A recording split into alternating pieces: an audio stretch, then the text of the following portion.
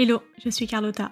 Bienvenue dans Product Marketing Stories, le podcast qui décrypte les méthodologies, partage des conseils et apprentissages concrets pour rendre compréhensible et accessible le product marketing. Salut Jérémy, comment tu vas ? Salut Carlotta, ça va et toi? Ça va très très bien, je suis super contente de t'avoir sur le podcast aujourd'hui. Plaisir partagé, ravi d'être avec toi. Est-ce que pour commencer, tu peux te présenter à nos auditeurs ? Du coup, moi c'est Jérémy Laboulben, je suis directeur marketing chez Itro. Itro, c'est une boîte de consultants qui propose des CMO part-time à des entreprises. Donc concrètement, ça veut dire quoi? C'est des boîtes qui n'ont pas forcément ni les moyens ni l'envie de prendre un CMO full-time. Et donc ils font appel à Itro et nous on intervient et notre mission c'est de faire un mois d'audit pour bien comprendre quels sont les enjeux marketing, poser la stratégie et puis ensuite commencer à déployer cette stratégie en mettant en place une organisation cible. Donc voilà qui je suis, ce que je fais et puis après peut-être pour un côté un peu plus fun, sinon fan de foot. Tu dis que tu es consultant CMO part-time, mais tu as aussi fait du product marketing, enfin en tout cas tu en fais dans ton rôle aujourd'hui. Du coup, ma première question, c'est comment est-ce que tu en es arrivé à faire du product marketing et quel lien du coup avec ton rôle aujourd'hui de consultant CMO? Alors effectivement, c'est vrai que je ne l'ai pas précisé. Avant de devenir CMO, j'étais product marketing. C'est venu, je dirais, complètement par hasard. J'avais quand même une formation puisque j'ai fait un management technologique et innovation donc qui normalement devait m'aider à préparer et à travailler sur des produits. Mais en fait, je m'étais un peu éloigné de ça et en 2016, je me retrouve dans une start-up qui s'appelle MyElephant. Je commence comme CSM, la boîte grossit. Et donc se structure et il y a vraiment un besoin de quelqu'un qui est à la fois capable de comprendre les enjeux business, les enjeux clients, et quelqu'un qui est capable de comprendre la tech et en tout cas de discuter avec ces deux univers différents. Et c'est comme ça un petit peu, j'étais cette personne-là dans la boîte, parce qu'à ce moment-là on n'était que 11. Et donc je me suis retrouvé avec ce poste-là en ayant des offres à construire, enfin, voilà, en lançant plein de choses autour du métier de product marketing. Et du coup, après, c'est de ce métier-là de CSM, tu as bougé vers des métiers plus vraiment qui s'appelaient PMM. Est-ce que ça s'est fait un peu, du coup, comme tu disais au début, par hasard et après tu t'es rendu compte qu'il y avait un nom de métier qui existait? Comment ça s'est passé? Je dirais plutôt que le nom de métier, on me l'a donné. En fait, on est venu m'expliquer, on m'a dit, bon ben voilà, je vais recontextualiser, mais on est en 2016. Nous, à ce moment-là, il y a toutes les API Messenger, WhatsApp qui s'ouvrent et qui permettent aux boîtes de faire du messaging. Et c'est quelque chose de nouveau qu'on ne connaît pas parce qu'on recommence à parler de chatbot, on recommence à parler, enfin, plutôt on commence à parler de NLP, donc Natural Language Processing, qui plus tard nous amènera vers l'IA, mais à ce moment-là c'est hyper nouveau. Et on me dit en fait, euh, voilà, on a ce besoin de lancer de nouvelles offres, de comprendre qu'est-ce que les clients vont acheter, comment on va vendre et à quel prix. Et on me dit, bah tiens, éclate-toi avec ça. Et by the way, ça s'appelle être product marketing. Et donc c'est vraiment comme ça que moi je fais la découverte, sans structure, sans framework, sans formation avant sur le métier, si ce n'est une formation marketing d'approche produit, de structuration d'une offre produit. Donc voilà comment je me suis retrouvé dedans. Et du coup, qu'est-ce qui t'a plu et qu'est-ce qui te plaît aujourd'hui dans ce rôle particulièrement? C'est un rôle qui est central dans l'entreprise.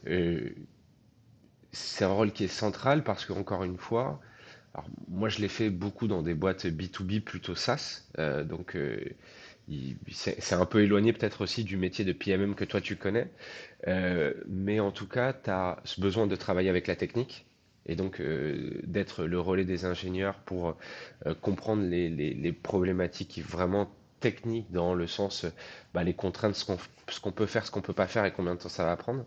Il y a le besoin de comprendre le client et les équipes qui gèrent le client parce que tu as la compréhension du client de ses problématiques, mais derrière, tu as les équipes clients qui, eux, cherchent aussi à faire consommer plus ou à vendre. Et donc, même s'ils essayent d'être alignés, ça peut être des problématiques différentes. Tu as les problématiques sales, tu as les problématiques admin, parce que derrière, quand on construit un produit, comment on vend. Et donc, cette place centrale, moi, elle me plaît bien. Elle fait que ta journée n'est jamais la même globalement parce que tu vas aller travailler avec ces différentes équipes et, euh, et c'est un côté très diplomatique parce qu'il faut, en fait, t'es entre le marteau et l'enclume et il faut que tu arrives un peu à satisfaire tout le monde tout en sachant que c'est impossible de satisfaire tout le monde. Pour moi, c'est vraiment un plaisir, ouais. Et tu vois, genre, c'est marcher sur un fil en étant un peu funambule et ça me plaît beaucoup.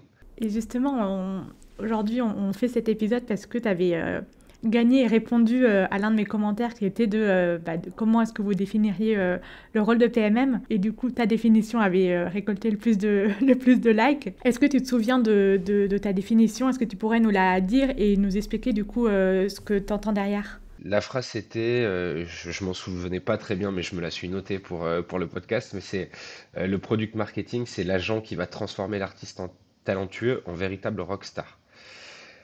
Qu'est-ce que ça veut dire? Alors d'abord, ça veut dire que j'adore les comparaisons et je peux en faire plein sur plein de phrases, mais c'est que tu peux avoir le meilleur produit sans un pricing adapté ivoirien. Tu peux avoir la meilleure offre sans avoir targeté le bon persona, ça ne fonctionne pas. Tu peux avoir les meilleurs commerciaux, si le produit n'est pas conforme aux attentes du marché, bah, en fait, ça ne marchera pas. Et le rôle du le rôle du PMM, c'est d'aligner tout ça. Et donc, c'est de trouver qui va acheter le produit, comment le produit on va le packager, est-ce que pour le vendre, le marché il attend à ce qu'il soit vendu sur telle ou telle plateforme. Et finalement, je trouve que c'est un peu l'équivalent dans la chanson. Il y a des gens qui sont hyper forts et qui chantent hyper bien. Ce qui leur manque, c'est pour devenir une véritable rockstar, c'est de trouver leur marché, trouver qui va acheter, quelles sont les bonnes musiques et comment on fait pour communiquer autour d'eux.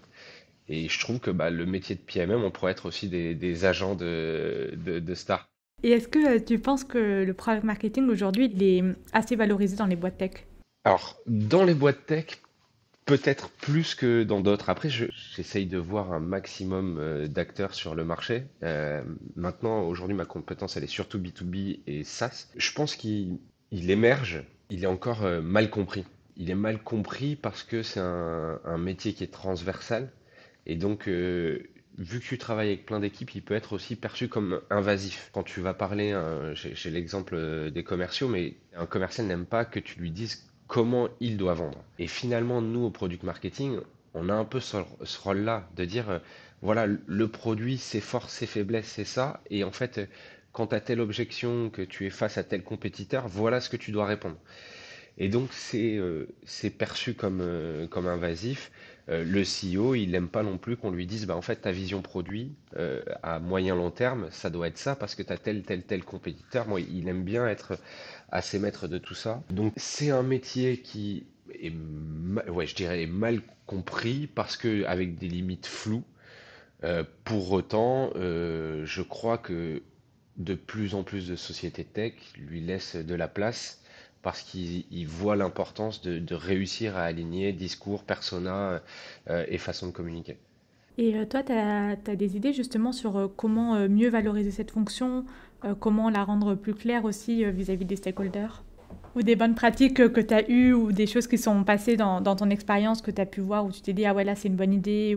Ah, je crois que c'est la communication. Enfin, d'abord, la première des choses, pour moi, ce genre de podcast et d'autres contribue à démocratiser le métier de product marketing, à l'expliquer au plus grand nombre, et peut-être aussi, tu vois, dans une certaine mesure, à uniformiser le métier de product market. Parce qu'au final, je me suis retrouvé dans des missions où on me disait, mais j'ai besoin de product marketing, et en fait, c'était des plans de com que le client avait besoin, ce qui est quand même alors, il peut y avoir un peu un lien parce qu'on travaille ensemble, mais c'est quand même assez éloigné. Donc je trouve que ces podcasts contribuent à ça. Et je pense qu'après, c'est essentiellement de la communication, de l'explication en interne, du partage. Et c'est ça qui fera que le métier sera mieux compris et mieux valorisé en entreprise. Tu as un exemple en tête enfin, tu parles de communication, est-ce que c'est, je sais pas, faire des one-to-one avec chaque personne? Est-ce que c'est plutôt montrer des actions que tu mets en place pour qu'ils comprennent, pour que les personnes comprennent ce que tu fais concrètement? Il y a des deux. je pense que pour convaincre, tu dois convaincre individuellement, et c'est peut-être le moins dur. Parce que à partir du moment où tu es impliqué dans ton travail et que toi tu sais ce que tu fais, quand tu vas être en individuel, que les gens vont avoir besoin d'aide, ils vont voir ce que tu peux leur apporter. Enfin moi tu vois, genre j'ai eu l'exemple avec des sales et des customer success. Dès qu'on se retrouvait en one-to-one, ils voyaient toute la valeur du PMM au travers des cas clients qu'on avait pu monter, de la connaissance produit, de savoir comment on allait répondre à telle et telle problématique. Donc il y a un vrai, enfin je trouve qu'en individuel ça va, mais il y a un vrai enjeu de faire savoir de façon plus globale. Et c'est toujours compliqué parce que, encore une fois, vu que tu as un métier transversal, quand ton discours est bon, c'est du product marketing, mais c'est aussi grâce aux sales. Quand la vision produit se passe bien, que la roadmap est délivrée, que on est dans les temps, c'est très bien, mais c'est aussi dû à l'équipe produit. Et donc il faut réussir à ce que quelque part ça soit le product market en interne qui porte les avancées produits techniques, les avancées plus produits marketing, et que ne se laisse pas manger non plus par les autres unités. Oui, pas être uniquement dans l'ombre. Exactement. C'est quand même un métier d'ombre, le product marketing. Ça me fait beaucoup penser, moi, à House of Cards. Tu vois, que pour rejoindre le côté politique, c'est un vrai travail de prescription dans l'ombre, de faire en sorte que l'intégralité des équipes qui font face aux clients ou face aux produits le fassent dans les meilleures conditions possibles pour pouvoir arriver à délivrer de la valeur. Et selon toi, est-ce que du coup un profil PMM fait un bon CMO? Je suis un peu biaisé parce que forcément j'ai commencé PMM et maintenant je suis CMO. Donc je te dirais que oui. Euh, Après, enfin, moi je suis convaincu que peu importe d'où tu viens dans le marketing, à partir du moment où tu travailles et tu fais ton travail avec sérieux, enfin tu t'intéresses à tes problématiques, tu seras forcément un bon CMO. Tu vois, genre la base d'être un bon quelque chose, c'est la quantité de travail que tu fais. Après, l'avantage peut-être du product market dans l'intégralité des fonctions marketing que tu peux avoir, que ce soit le gros, l'événementiel, etc., c'est encore une fois ce côté transversal qui fait que tu connais toutes les problématiques de la boîte. Tu connais les problématiques administratives en termes de facturation parce que finalement, quand tu fais ton pricing, comment c'est facturé à 2 mois, bah, tu as ces interactions avec l'administration, tu as ces interactions avec les problématiques sales, où sont les pain points, comment on vend, etc. Tu as la même chose avec les équipes clients, avec les équipes support et avec les équipes produits.